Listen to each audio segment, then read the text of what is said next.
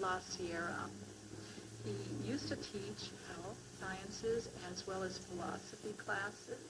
He's going to be presenting to you a project that he's developed, a grassroots organization where they go and they provide health and healing to places that are needing it. They go to the disadvantaged.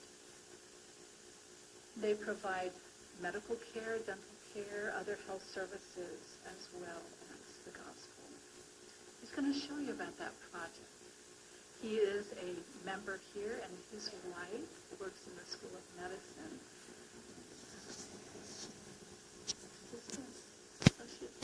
Assistant Dean for Admissions. Excuse me if I got that incorrectly. But you're going to see the life of impact, not only that he did while he was teaching at La Sierra.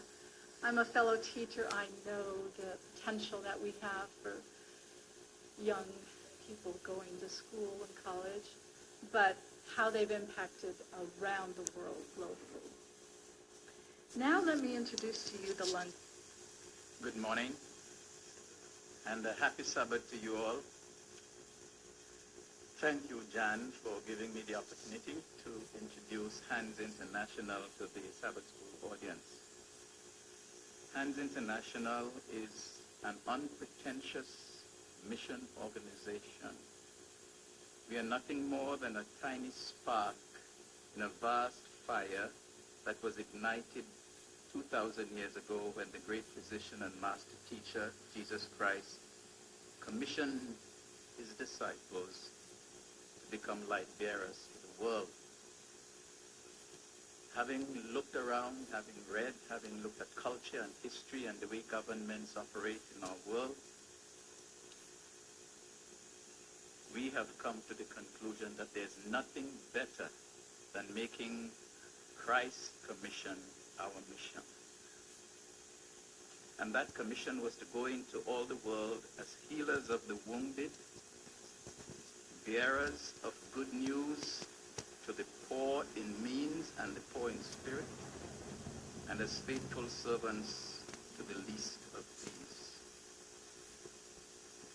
Now, as then, his disciples are to be prisms of heavenly light to dispel the gloom and darkness that hangs so oppressively over so much of our planet and its diverse people. Just a tiny spark, but part of a vast fire of God's grace that would not be restrained and cannot be quenched. In brokenness, healing hands. That's our motto.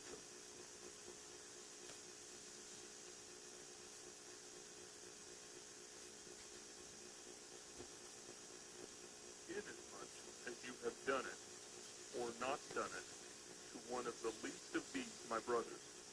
You have done it, or not done it, to me. To his modern followers, these pivotal words of the great physician present not merely a challenging task, but a special way of life. As we journey through the second decade of the 21st century, how are we to respond? And who are the least of Christ's brothers anyway? The least of these are the poor and the forgotten. As the gap widens in the distribution of wealth among humankind, millions in our global village are left exposed to the ravages of poverty. Did you know that some 800 million humans actually go to sleep each night with empty stomachs and face each new day with little assurance of enjoying at least one good meal? Families in wealthy societies have the finest healthcare money can buy and enjoy increasing longevity. But families plagued by chronic poverty have limited healthcare, high morbidity, and short life expectancy. The least of these are those most vulnerable to diseases and calamities. The least of Christ's brothers, too, is every victim left devastated and sick in the wake of earthquakes, hurricanes, floods, and other natural and man-made calamities. By choosing to adopt a way of life patterned after Christ's own healing ministry, Neither great wealth nor political power is required. Simply a renewal of faith and joyful consecration of skills and resources to selfless sacrificial service. It is a principle that inspired the creation of HANDS International. Founded in 2005, HANDS is a partnership of volunteers organized for human health and development. To seek the underserved who cannot seek us. To serve the disadvantaged who cannot pay us. This is our mission. Successful missions to God our hearts. There's much more that we can say, but let me simply come to a conclusion.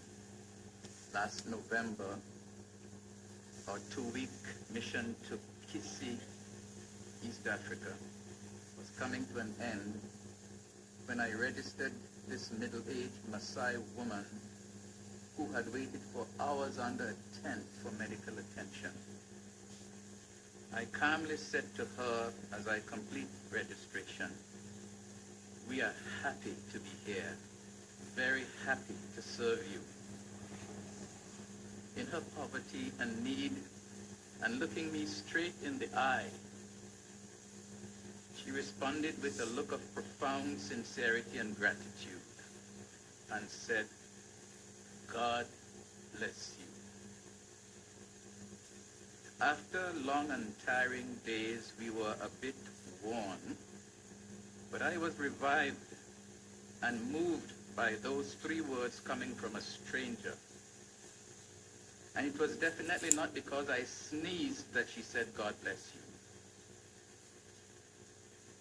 They came from the heart, and the moment was poignant with meaning. Some 40 of us had traveled thousands of miles to shed light, but in that one moment, that woman reflected back on me a brilliant ray of light that still glows in my soul. A divine hand had used these simple words of a stranger in a strange land to speak powerful words of affirmation for the mission we were carrying out in his name. God bless you. I still feel the blessing. In 1 week's time, our team of about 15 volunteers, 6 physicians, some nurses and others, head for a 10-day mission to Trinidad and Tobago, which is the land of my birth. A small island nation where one primary school child in every 4 is overweight or obese, not exactly the downtrodden society that we typically associate with developing countries, where at least one family in every 5 has someone with diabetes, and where the Minister of Health says that the country is threatened by a chronic disease crisis of major proportion. Our volunteers have nothing to gain from this mission, nothing material to gain from this mission, nor are we under the illusion that somehow we are going to be able to transform the entire society.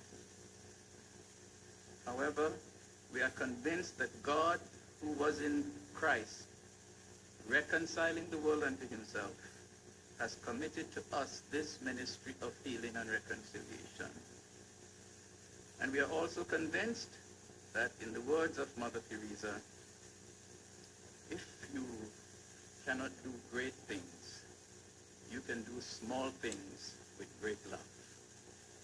So we venture out and continue this ministry, lighting little candles here and there, and leave it in the hands of God to create a great conflagration of grace around the world.